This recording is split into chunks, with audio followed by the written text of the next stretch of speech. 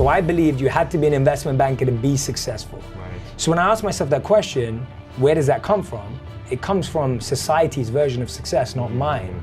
You're the best in the world at something. I want to block out the noise and listen to the signal. Rise and shine! It's espresso time. Hey, it's Evan Carmichael, and I am not a morning person, but if you start your day with a morning routine that inspires you, like watching one of these videos, it will change your life. So let's start your day off right together. Grab your coffee, know that I believe in you, and get ready for a shot of espresso from Jay Shetty. I wake up every morning. Espresso keep me going. I wake up every morning.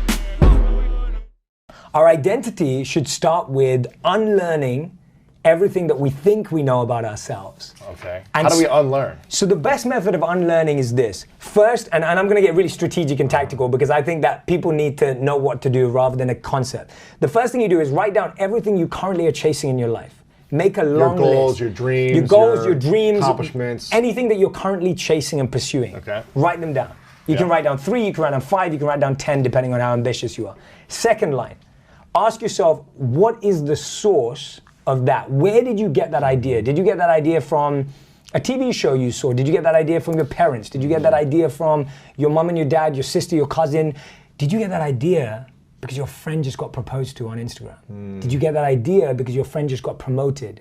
Did you get that idea because you just broke up? Right. Or did you get that idea because you just feel it when you do it, that you feel alive? So Ask give yourself me a that. specific example that you had when you were 15, 18, was like a goal or accomplishment that you were chasing and where it came from. Absolutely. So my goal when I was young was to be an investment banker. And when I really asked myself, where did that come from? It came because in my community, small community in London, the most successful person financially was an investment banker. So I believed you had to be an investment banker to be successful. Right. So when I asked myself that question, where does that come from? It comes from society's version of success, not mine. And then the third thing you ask yourself is, well, then what is mine? What is coming from inside of me? And if you just do that 3-step process, now what you're doing is you're filtering out the noise and you're starting to listen to your voice. The thing is, you've got a voice inside of you, but it's quiet. It's like Jay, like take note of me, like Lewis, you know, and it's just like trying to get through, and the noise of everyone else's opinions is so loud. So this way you filter it. You have Michael Jordan level genius at something. You're the best in the world at something. And chances are it's not what you went to school for, and it's not what your parents did or what your parents are telling you to do. Your parents are probably amazing people, probably do love you, probably. They just have a different version of success than you. The world that they grew up in is not the same as yours. Think about how old you are, and then think about how old your parents are. How old are you right now? Your parents at your age, when they were your age, it was just a different world. So as far as I'm concerned, they're pilgrims. You know, your parents are pilgrims. They're from a different era, a different generation. Same thing for your grandparents, same thing for the people in your community. Like, most people are living a life that you do not want to live. Most people are not walking around. How many people in your life walk around thinking that they could be the greatest in the world at something?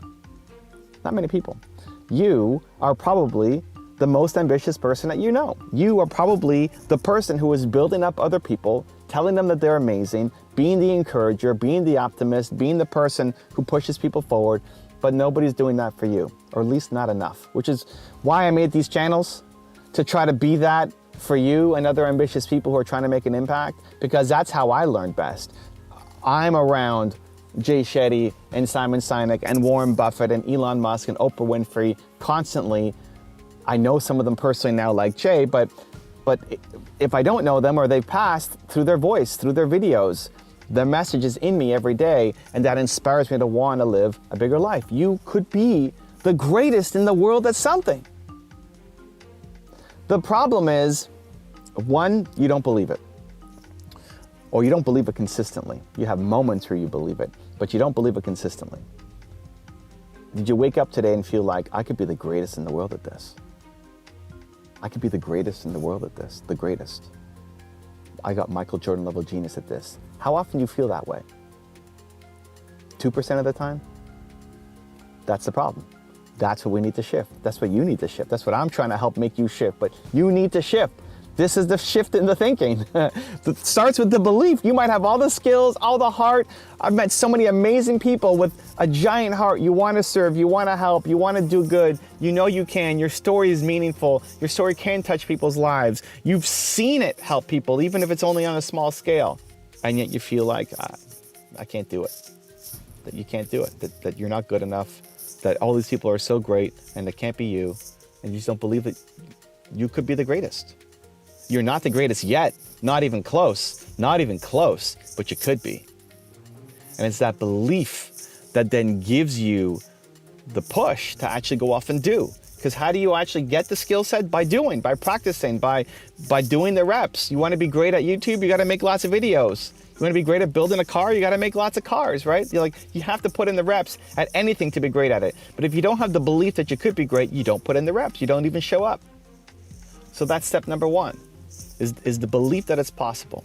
And then step number two is taking the action. Step number two is scheduling it in. So what I'm a big believer is, I love the idea of being motivated, being inspired. It's why I make these videos. But the inspiration alone isn't enough, right? Watching this video alone isn't enough. It's why I always ask the question of the day at the end. I always try to push people. I want to see you take action of some kind in your life, because this is a great little motivational boost. And so can other videos or events or seminars or podcasts or books. There's great motivational boosts that happen in your life. And that's a good feel-good moment. And listen, that's a lot better than the alternative of waking up and hating your life every day, which is what most people do, right? Most people wake up and drive to a job that they hate. They don't like their life. They already give up on their dreams. They feel like nothing is possible. That's most people, unfortunately, right? That's the problem I'm trying to solve for the world.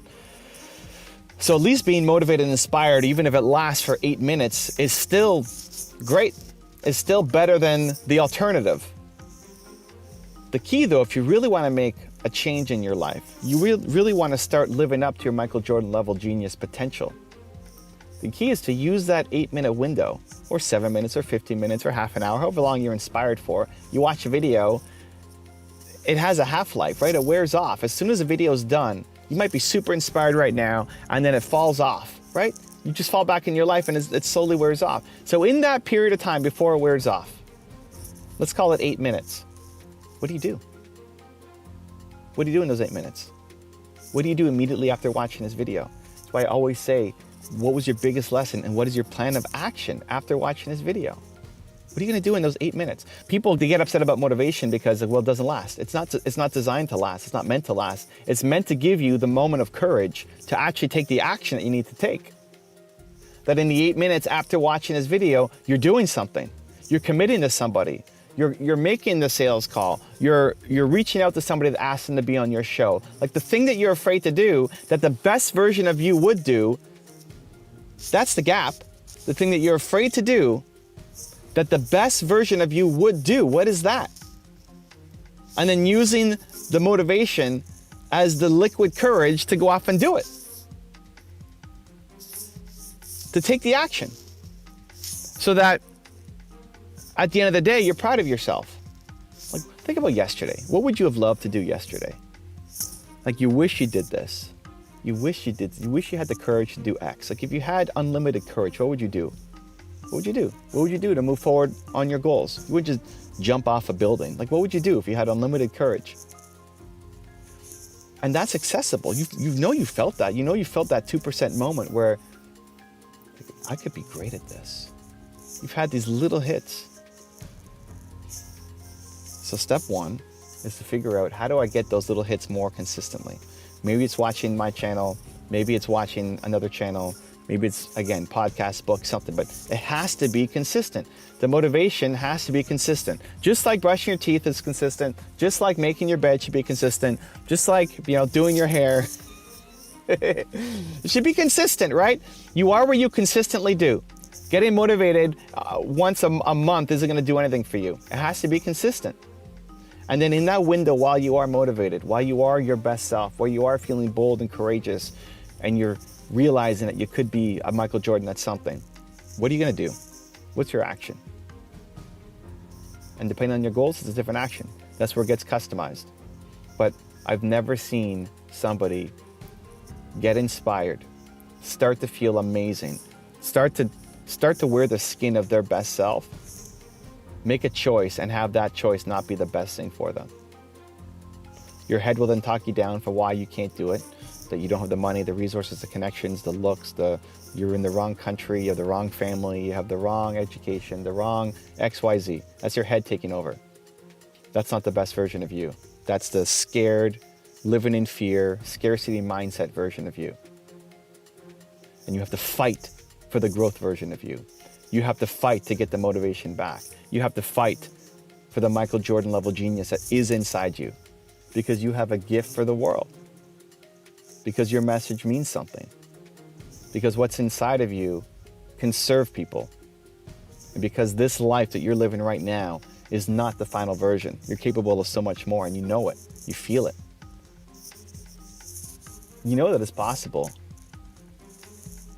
It's choosing to tap into it every day and then create some kind of action every day. Because if you did that every single day, every day you started your day with the thing, just try it for a week. Start your day with the thing that makes you feel bold, powerful, confident, alive. Where you can go from being dead tired, you're just waking up, super groggy, hello world, and you're gonna do the thing that gets you feeling bold, powerful, confident, alive, belief in your Michael Jordan level genius. And then you do something. Just try that for a week. See how much it changes how you feel, how you're doing, your energy levels, your motivation levels, your just perspective on life. Suddenly things become a lot sunnier, you know? Things become a lot more positive, optimistic, everything. Now fast forward to doing that every day for a year. Holy cow, every day for a year, you wake up, you do the thing that gets you feeling powerful, bold, inspired, confident, and then you do one small thing on that, you're in a different life. It's just a different life. You will not recognize the person who you are today. The 1 year from you version will not recognize who you are today. Just those two simple things. Do the thing that gets you feeling powerful, motivated, inspired, and confident, and then take some kind of action on it. Get at it. Now I've got a special bonus clip that I think you're gonna enjoy. But before that, it's time for the question of the day. I wanna know, what was your single biggest takeaway from this video and your plan of action for the next week? When you just watch a video and you get motivated, the science says you have a 35% chance of following through. But when you get motivated and create a plan of action, you bump it from 35% to 91% chance of following through. And when you share it with other people, like in this community in the comments below, it jumps to 95%. I want you to follow through. So question of the day, what was your single biggest takeaway from this video? And what is your plan of action for the next week? Let me know. Put it down in the comments below so I can celebrate you. Hey everyone, I have been reading a bit from my friend's book, Evan Carmichael, Built to Serve, and I wanted to share this with you. So, according to a study by Carnegie Mellon University, people with supportive spouses are more likely to give themselves the chance to succeed. They studied 163 married couples and found that people with supportive spouses were more likely to take on potentially rewarding challenges. Those who accepted challenges experienced more personal growth, happiness, and psychological well-being. Now, I can truly say that I've experienced that in my life. When I first met my wife, I was just starting out. I had never released a video. I hadn't created any content, and she was such an important part of feeling supported on that journey. So whether you're in a relationship, whether you're dating, whether you're married, or even if you're single, being supported by friends and a strong community is important. Built to Serve by Evan Carmichael. Great book on how you can find your purpose, and also on reminding us that we can all make a difference in the world. Thanks, Evan. You know, you're not very smart, or you can't do that. If you're a teacher and you say, you know what, you can never be an astronaut, you can never be an empire maker, you're not smart enough to do this. And some teachers said that to me along my journey. You'll never finish university. And just to share the reality, I not only finished university with a science degree, but I did a law degree and then a master's of law degree. And I only share that, which is, I haven't had it easy. I've been put down. I've had teachers who didn't see my potential. That's just reality. You want to block out the noise and listen to the signal, which is you're built to be a possibilitarian. You're built to be great. You have genius within you. So calibrate your languaging so your words to yourself are world class. If you want another amazing video highlighting excellence in the Indian community, check it out right there next to me. I think you'll enjoy it. Continue to believe, and I'll see you there.